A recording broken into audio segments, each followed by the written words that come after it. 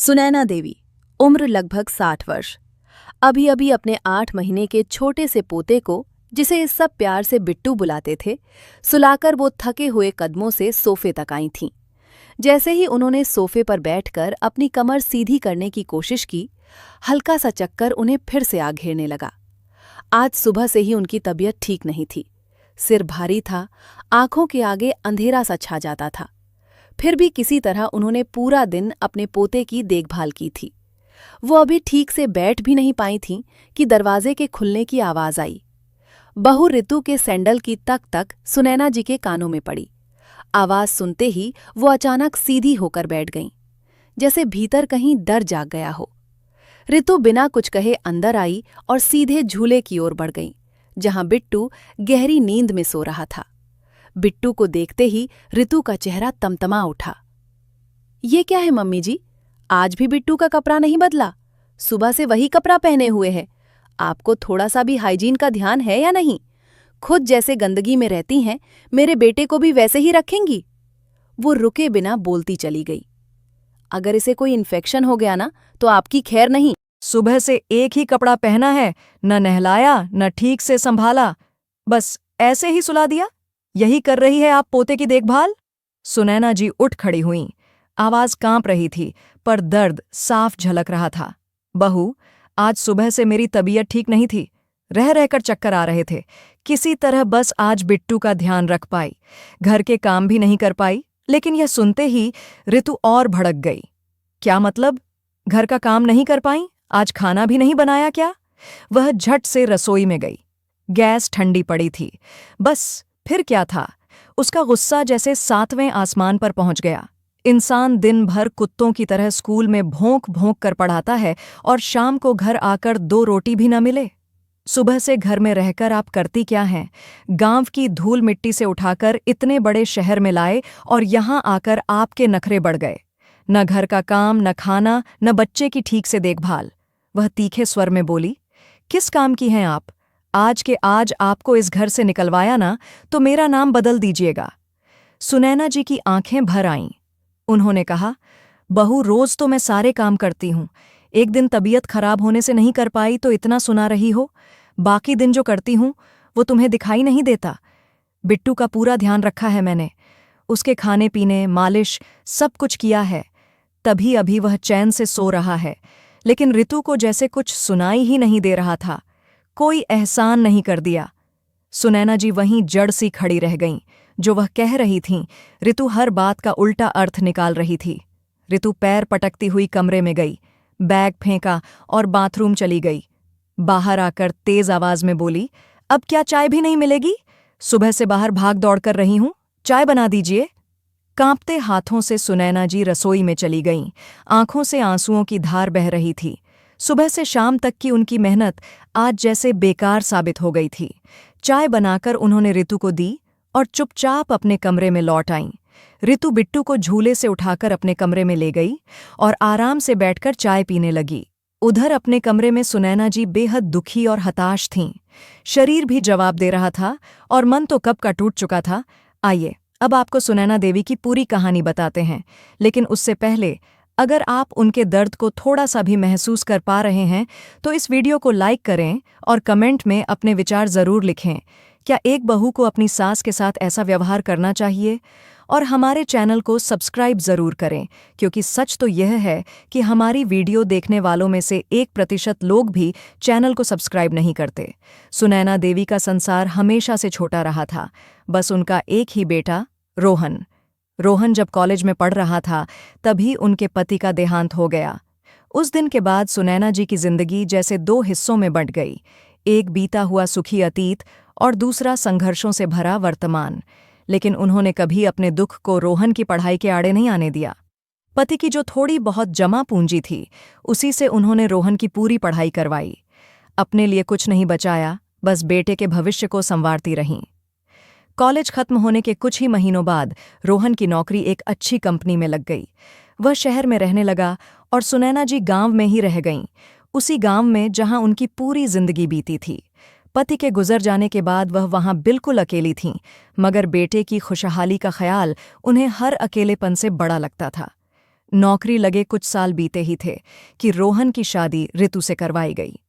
ऋतु सुनैना देवी के पास के ही एक गांव से थी, लेकिन उसका पालन पोषण शहर में हुआ था।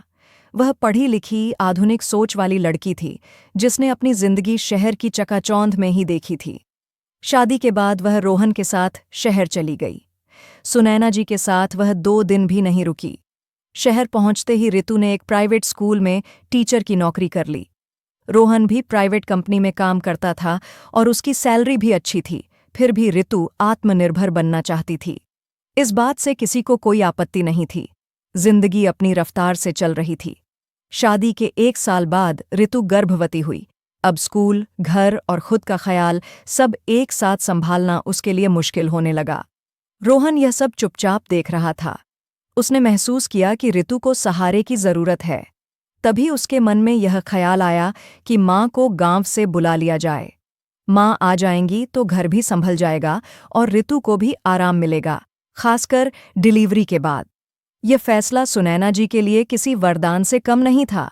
गांव में अकेलापन उन्हें सालता था। बुढ़ापे में उनका भी मन था कि बेटे बहू के साथ रहें और 2 वक्त की रोटी अपनों के बीच खाएं। जैसे ही उन्हें पता चला कि ऋतु गर्भवती है, उनकी खुशी का ठिकाना नहीं रहा। उन्होंने अपने कच्चे से घर में ताला लगाया और खुशी खुशी शहर आ गईं। ऋतु का 4था महीना चल रहा था जब सुनैना जी घर आ चुकी थीं। पूरे 9 महीने उन्होंने ऋतु का बेहद ख्याल रखा। उसके खाने पीने से लेकर दवाइयों तक हर चीज समय पर। कभी कभी ऋतु गुस्से में कुछ कड़वे शब्द बोल देती, लेकिन सुनैना जी बुरा नहीं मानती थीं। वह जानती थीं कि इस हालत में औरतें चिड़चिड़ी हो जाती हैं और यह सब अस्थायी होता है। बिट्टू के जन्म के साथ ही सुनैना जी की जिंदगी पूरी तरह बदल गई। जब बिट्टू पैदा हुआ तो सबसे पहले उसे अपनी गोद में लेने वाली वही थीं। उस पल जैसे उनकी सारी दुनिया उसी नन्हे से बच्चे में सिमट गई। इसके बाद तो उनका हर पल सिर्फ बिट्टू के नाम हो गया। बिट्टू ज्यादातर समय सुनैना जी के पास ही रहता। वह उन्हीं के पास सोता, वहीं उसकी मालिश करती, नहलाती, धूप दिखाती और हर छोटी बड़ी जरूरत का ख्याल रखती। ऋतु के पास बिट्टू बस दूध पीने के लिए जाता था। बाकी समय उसकी दुनिया सिर्फ उसकी दादी थी। ऋतु को कभी यह एहसास ही नहीं हुआ कि एक बच्चे को संभालना कितना कठिन काम होता है। उसे लगता था कि सुनैना जी तो बस अपना फर्ज निभा रही हैं। उसकी नज़र में सुनैना जी की अहमियत सिर्फ तब तक थी जब तक बिट्टू छोटा है। उसके मन में कहीं यह धारणा बैठ चुकी थी कि बच्चा थोड़ा बड़ा होगा और फिर सुनैना जी को वापस गांव भेज दिया जाएगा। लेकिन सुनैना जी के लिए बिट्टू सिर्फ एक जिम्मेदारी नहीं था, वह उनकी जान बन चुका था। वह देर रात तक लोरियां गाकर उसे सुलातीं। कितनी ही रातें उसकी करवटों के साथ बीत जातीं, जबकि दूसरे कमरे में रोहन और ऋतु चैन की नींद सोते रहते। बस जब बिट्टू भूख से रोता तभी उसे माँ के पास ले जाया जाता और इसी तरह बिना किसी शिकायत के सुनैना देवी अपने प्यार को चुपचाप निभाती रहीं, ये जाने बिना कि आने वाला वक्त उनके लिए कितनी बड़ी परीक्षा लेकर आने वाला है। धीरे धीरे पोते के साथ साथ पूरे घर की जिम्मेदारी भी सुनैना जी के कंधों पर आ गई। वह सुबह सबसे पहले उठतीं, सबके लिए नाश्ता और खाना बनातीं। बेटा बहू के स्कूल और ऑफिस निकल जाने के बाद घर की पूरी सफाई, बर्तन और बीच बीच में पोते बिट्टू की देखभाल, सब कुछ वही करती थीं। शरीर से वह कभी कमज़ोर नहीं थीं, उम्र से कहीं ज्यादा काम कर लेती थीं, लेकिन शहर का रहन सहन और खान पान उन्हें रास नहीं आ रहा था। ऊपर से ऋतु घर के खाने का पूरा मेन्यू पहले से तय करके जाती। सुबह नाश्ते में क्या बनेगा, दोपहर और रात के खाने में क्या होगा, हर चीज़ ऋतु के हिसाब से। सुनैना जी सिर्फ खाना बनाने वाली मशीन की तरह रह गई थीं, न ज्यादा न कम, बस वही जो कहा जाए। धीरे धीरे उन्हें एहसास होने लगा था कि इस घर में उनकी पहचान अब सिर्फ बेटे बहू की नौकरानी और पोते की आया भर रह गई है। फिर भी पोते के प्रति उनका प्रेम हर दर्द और हर सोच को पीछे छोड़ देता था। लेकिन पिछले कुछ दिनों से उनकी तबीयत ठीक नहीं चल रही थी और आज तो उन्हें खड़े खड़े चक्कर भी आ रहे थे। किसी तरह उन्होंने सुबह का नाश्ता तो बना दिया, लेकिन दोपहर का खाना और घर की सफाई नहीं कर पाईं। हिम्मत जुटाकर बस बिट्टू के ज़रूरी काम पूरे किए। दोपहर में मालिश कराने के बाद वह उसका कपड़ा भी नहीं बदल पाईं, क्योंकि उस समय उनमें इतनी ताकत ही नहीं बची थी। उन्होंने ऋतु से कभी ऊंची आवाज में बात नहीं की थी, लेकिन आज उनका दिल भर आया था। वह पूरे मन से बेटे बहू की सेवा कर रही थीं। फिर भी ऋतु ने उन्हें इतना कुछ सुना दिया कि उनका संयम टूट गया। पहली बार उन्होंने अपने दिल का दर्द ऋतु से कह दिया, मगर ऋतु उल्टा और भड़क गई। कमरे में बैठी सुनैना जी फूट फूट कर रो रही थीं और इधर ऋतु के मन में उनके लिए नफरत और गहरी होती जा रही थी। उसे यह बिल्कुल रास नहीं आ रहा था कि सुनैना जी ने उसे पलटकर जवाब कैसे दे दिया। अब उसने मन ही मन ठान लिया था कि किसी भी हाल में वह सुनैना जी को इस घर से बाहर निकाल कर रहेगी, लेकिन उससे पहले ऐसा इंतजाम करेगी कि वे दर दर भटकने को मजबूर हो जाएं। शाम को जब रोहन ऑफिस से आया तो ऋतु ने उसके कान भरने शुरू कर दिए। पता है, मम्मी ने आज न तो घर की सफाई की और न ही बिट्टू के कपड़े बदले। बिल्कुल ध्यान नहीं रखती। बिट्टू तो बेचारा लावारिस की तरह पड़ा था और जब मैं स्कूल से आई तो मम्मी जी आराम से सोफे पर बैठी थीं। रोहन को यकीन नहीं हुआ। उसने कहा, नहीं ऋतु, तुम्हें कोई गलतफहमी हुई होगी। मम्मी कभी काम चोरी नहीं करती। मगर ऋतु चुप नहीं हुई। अगले कुछ दिनों तक वह रोहन के मन में जहर घोलती रही। अब तो मम्मी जी यहीं रहती हैं, तो गांव का वो छोटा सा मकान बेच क्यों न दिया जाए। आखिर वहां उसका क्या काम है। उन पैसों से हम इस घर की ईएमआई चुका सकते हैं, जिससे आगे चलकर हमें कम ब्याज भी देना पड़ेगा। रोहन को भी यह बात ठीक लगने लगी। घर की ईएमआई हर महीने जा रही थी और गांव का घर बेचकर कर्ज का बड़ा हिस्सा चुकाया जा सकता था। ऋतु ने साफ कहा, इस बारे में मम्मी जी को कुछ मत बताना। वे कभी घर बेचने नहीं देंगी। वैसे भी वह पापा की संपत्ति थी, उस पर तुम्हारा भी पूरा हक है। रोहन ने बिना सुनैना जी को बताए छुट्टी के दिन गांव जाकर अपने पिता की आखिरी निशानी, वह घर, बेच दिया और पैसों से ईएमआई कटवा दी। ऋतु की तो जैसे मन की मुराद पूरी हो गई थी।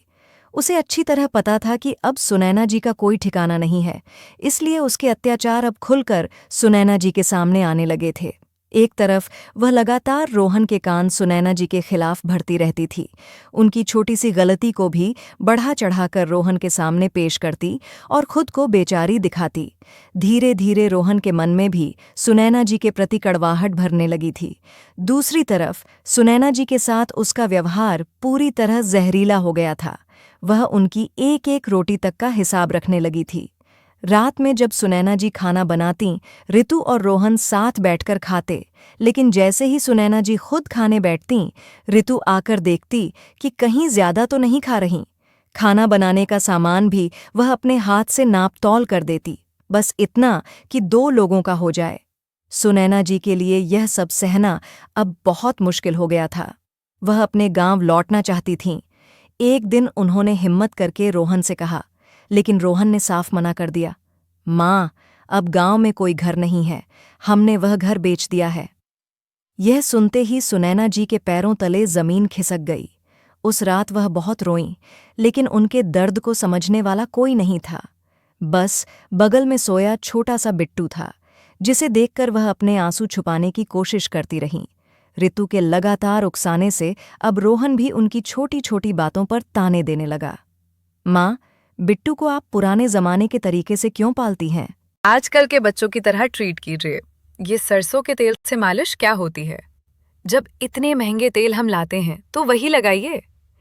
सुनैना जी बस आंखें बंद कर लेती और आंसू चुपचाप बहते रहते।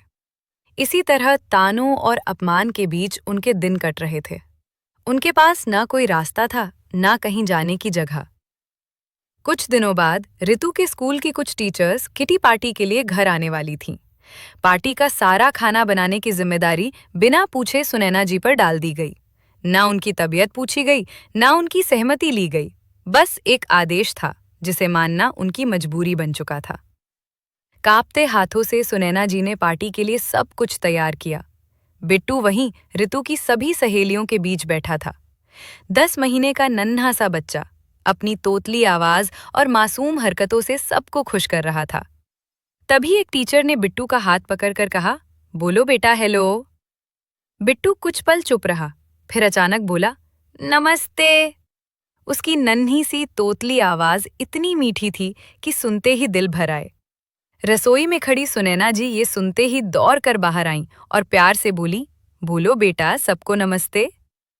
बिट्टू ने अपने छोटे छोटे हाथ जोड़कर सबको नमस्ते किया। लेकिन यह दृश्य देखकर खुशी की जगह मजाक शुरू हो गया। सहेलियां आम ऋतु से हंसते हुए बोलीं, आज के ज़माने में बच्चे इंग्लिश से शुरुआत करते हैं और तुम्हारा बेटा हिंदी बोल रहा है। इसका फ्यूचर तो डार्क ही है। अभी से इंग्लिश पर ध्यान दोगी, तभी आगे चलकर फर्राटेदार अंग्रेजी बोलेगा। किसी ने कहा, मेरे बेटे को देखो, सिर्फ इंग्लिश सुनता है और 3 साल में ही धड़ल्ले से बोलने लगा है। बच्चा वही सीखता है जो आसपास देखता सुनता है। ऋतु खून का घूंट पीकर रह गई। बनावटी मुस्कान के साथ बोली, हाँ, मैंने भी इसके लिए एक हाई क्लास नैनी रखने की सोची है। मेरी सासू माँ देहाती टाइप की हैं, उन्हें इंग्लिश कहाँ आती है। जो आता है वही सिखाएंगी, चाहे मेरे बच्चे के भविष्य का नुकसान ही क्यों ना हो। यह सुनकर सभी ठहाके लगाने लगीं। पास खड़ी सुनैना जी का सिर झुक गया। बिना कुछ कहे वह चुपचाप वहां से चली गईं। आज उन्हें सच में बहुत गहरी चोट लगी थी। बहू ने सबके सामने उनके रहन सहन और कम पढ़े लिखे होने का मजाक उड़ाया था। इसके बाद ऋतु लगातार रोहन पर दबाव बनाने लगी। माँ जी को इस घर से निकालकर किसी वृद्ध आश्रम में छोड़ देते हैं। बिट्टू के लिए एक पढ़ी लिखी नैनी रख लेंगे जो उसे बचपन से इंग्लिश सिखाएगी। शुरू में रोहन ने थोड़ा विरोध किया, लेकिन धीरे धीरे उसके मन में भी यह बात बैठ गई कि अब उसकी माँ किसी काम की नहीं रही। उसे लगने लगा कि वह बिट्टू को गलत चीजें सिखा रही हैं, जबकि सच यह था कि सुनैना जी तो उसे अच्छे संस्कार देना चाहती थीं, मगर ये संस्कार आज की पीढ़ी को आउटडेटेड और गंवारपन लगने लगे थे। आखिरकार एक दिन ऋतु ने सुनैना जी से साफ कह दिया, देखिए माँ जी, अब आप हमारे लिए बोझ बन गई हैं। ऊपर से बिट्टू का पालन पोषण भी आप ठीक से नहीं कर रही। आपके साथ रहेगा तो वह भी आपकी तरह गंवार बन जाएगा। अच्छा होगा कि आप यह घर छोड़ दें। सुनैना जी के पैरों तले जमीन खिसक गई। कांपती आवाज में बोलीं, मैं कहाँ जाऊंगी? तुम लोगों ने मेरा गांव का घर भी बेच दिया है, अब मैं कहाँ रहूं? ऋतु बेरुखी से बोली, हमने आपके लिए एक वृद्ध आश्रम में बात कर ली है। कल रोहन आपको वहां छोड़ आएगा। सुनैना जी ने रोहन की ओर देखा। मेरा अपना घर परिवार होते हुए मैं वृद्ध आश्रम कैसे जा सकती हूं? रोहन, तू चुप क्यों खड़ा है? अपनी बहू को समझा। लेकिन रोहन ने मुंह फेर लिया। बोला, माँ, ऋतु सही कह रही है। तुम्हारा बिट्टू के पास रहना उसके भविष्य के लिए ठीक नहीं है। तुम यहां रहोगी तो वह तुम्हारे पास ही रहेगा, चाहे हम कितनी भी महंगी नैनी क्यों न रख लें। अच्छा होगा कि तुम वृद्ध आश्रम चली जाओ। वहां तुम्हारी उम्र के लोग मिलेंगे, तुम्हें अकेलापन नहीं लगेगा। हमें हमारी जिंदगी अपने हिसाब से जीने दो। रोहन के ये शब्द सुनैना जी के दिल में किसी घाव की तरह उतर गए। वह पूरी तरह चुप हो गईं, मानो उनके पास कहने को अब एक भी शब्द नहीं बचा हो। बस इतना ही कहा, अगर तुझे भी यही लगता है तो ठीक है, मैं चली जाऊंगी। अगले ही दिन सुनैना जी को वृद्ध आश्रम पहुंचा दिया गया। वृद्ध आश्रम का फाटक जैसे ही बंद हुआ, सुनैना जी का कलेजा बैठ गया। चारों तरफ अजनबी चेहरे, बुझी हुई आंखें और खामोशी से भरी हवा थी। रोहन ने जल्दी जल्दी औपचारिकताएं पूरी कीं और बिना आंख मिलाए वापस मुड़ गया। सुनैना जी बस उसे जाते हुए देखती रहीं। न रोहन ने पलटकर देखा, न एक बार माँ कहकर बुलाया। उस दिन पहली बार उन्हें एहसास हुआ कि माँ का रिश्ता भी कितना बेबस हो सकता है। कमरे में रखे एक छोटे से बिस्तर पर बैठकर वह देर तक बिट्टू को याद करती रहीं। उसकी हंसी, उसके नन्हे हाथों का नमस्ते, उसकी तोतली आवाज, सब आंखों के सामने घूमता रहा। तकिए को सीने से लगाकर वह फूट फूट कर रो पड़ीं, लेकिन वहां उनके आंसू पोंछने वाला कोई नहीं था। आसपास बैठी कुछ और बुजुर्ग महिलाएं भी अपने अपने दर्द में डूबी थीं। कोई बेटे को कोस रही थी, कोई बहू को, तो कोई अपने ही भाग्य को। सुनैना जी के जाने के बाद घर में जैसे सब कुछ बदल गया। बिट्टू ने खाना पीना लगभग छोड़ ही दिया। दिन भर वह बस थोड़ा सा दूध पीता, वह भी जब जबरदस्ती कराई जाती। रातें तो और भी भयावह थीं। वह घंटों रोता रहता, अपनी तोतली आवाज में बार बार दादी दादी पुकारता। ऋतु और रोहन ने एक high class English speaking nanny hire कर ली, लेकिन वह भी बिट्टू को संभाल नहीं पा रही थी। बिट्टू उसके हाथ से कुछ नहीं खाता, उसके पास बैठते ही और जोर से रोने लगता। कई दिनों तक यही हाल रहा। लगातार रोने से उसकी आवाज़ बैठ गई, वज़न तेज़ी से गिरने लगा और उसकी तबीयत दिन ब दिन बिगड़ती चली गई। एक दिन अचानक बिट्टू ने आंखें मूंद लीं और बेहोश हो गया। ऋतु और रोहन घबरा गए। बिना समय गंवाए उसे अस्पताल ले जाया गया। जांच के बाद डॉक्टर ने बताया कि बच्चा बेहद कमज़ोर हो चुका है। रोहन ने डॉक्टर को सब कुछ बताया कि बच्चा किसी के पास नहीं रहता, हर समय रोता रहता है, यहाँ तक कि अपनी माँ के पास भी नहीं। डॉक्टर कुछ देर चुप रहा, फिर सोचते हुए बोला, क्या यह बच्चा जन्म से अपनी माँ के साथ रहा है या कोई और इसकी देखभाल करता था? ऋतु और रोहन एक दूसरे की ओर देखकर चुप हो गए। थोड़ी देर बाद रोहन ने झूठ बोलते हुए कहा, हाँ, इसकी दादी इसे संभालती थीं, लेकिन अभी उन्हें गांव जाना पड़ा है। डॉक्टर ने गंभीर आवाज में कहा, देखिए, अगर बच्चा जन्म से अपनी दादी के साथ रहा है तो वही उसका कंफर्ट जोन है। आपने उसे अचानक उसके कंफर्ट जोन से अलग कर दिया है। यही वजह है कि वो किसी को स्वीकार नहीं कर पा रहा। अगर जल्द से जल्द उसकी दादी को वापस नहीं लाया गया तो उसकी हालत और बिगड़ सकती है। फिर हालात संभालना मुश्किल हो जाएगा। ये सुनते ही ऋतु के अंदर का अहंकार टूट गया। आज उसकी ममता हार मान चुकी थी। वो डॉक्टर के कैबिन से बाहर आई और रोहन से बोली, चलो अभी माँ जी को लेकर आते हैं। मैं अपने बच्चे को इस तरह तड़पता हुआ नहीं देख सकती। रोहन ने भी सिर हिला दिया। अस्पताल की औपचारिकताएं पूरी करनी थीं, इसलिए रोहन को वहीं रुकना पड़ा। ऋतु ने कहा, तुम चिंता मत करो, मैं माँ जी को लेकर आऊंगी। जरूरत पड़ी तो उनके पैरों में गिर जाऊंगी, लेकिन उन्हें वापस लेकर आऊंगी। रात गहरी हो चुकी थी। तेज हवा चल रही थी, बादल गरज रहे थे और बारिश शुरू हो गई थी। लेकिन उस रात ऋतु की ममता हर तूफान से लड़ने को तैयार थी। वह गाड़ी लेकर वृद्ध आश्रम पहुंची।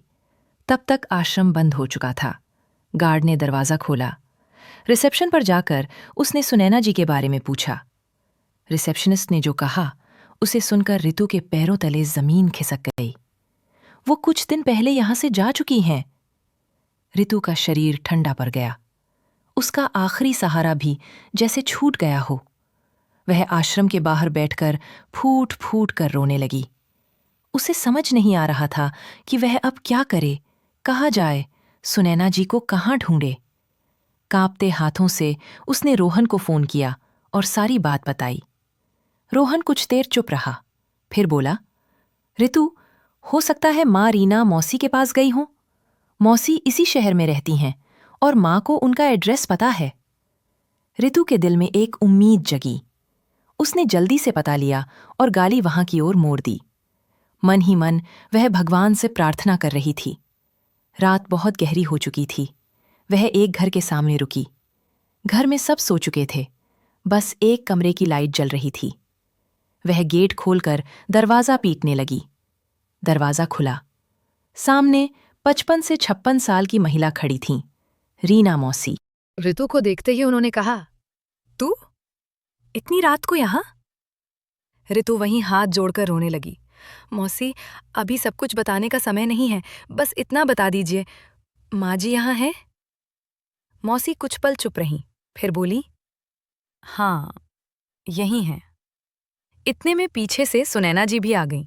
बिखरे बाल, थका हुआ चेहरा, आंखों के नीचे गहरे काले घेरे। ऋतु उन्हें देखते ही टूट गई। वो सीधे सुनैना जी के पैरों में गिर पड़ी। मम्मी जी, आपका बिट्टू बहुत बीमार है। जब से आप गई हैं, उसने खाना पीना छोड़ दिया है। वो सिर्फ आपको याद करता है। प्लीज मेरे साथ चलिए, वरना मैं अपने बच्चे को खो दूंगी। बिट्टू का नाम सुनते ही सुनैना जी की आत्मा कांप उठी। उन्होंने ऋतु को उठाया और कहा, चलो अभी। रीना मौसी ने रोकना चाहा, लेकिन सुनैना जी ने कहा, अगर मेरे पोते को कुछ हो गया तो मैं खुद को कभी माफ नहीं कर पाऊंगी। कुछ देर में वे अस्पताल पहुंच गईं। बाहर रोहन बेचैनी से टहल रहा था। माँ को देखते ही वो फूट फूट कर रो पड़ा। मुझे माफ कर दो माँ, हमने बहुत बड़ी गलती कर दी। सुनैना जी कुछ बोले बिना सीधे कमरे में चली गईं। बिट्टू को देखकर उनका कलेजा फट गया। कभी जो हष्ट-पुष्ट बच्चा था, आज बिल्कुल सूख चुका था। उन्होंने उसके नन्हे हाथ अपने होठों से लगाए। जैसे ही बिट्टू ने उनकी गर्माहट महसूस की, उसके हाथ में हल्की सी हरकत हुई। उसने धीरे से आंख खोली, दादी को देखा और बहुत धीमी आवाज में कहा, दादी। सुनैना जी उसे सीने से लगाकर रो पड़ी। दादी के आने के बाद बिट्टू की हालत धीरे धीरे सुधरने लगी।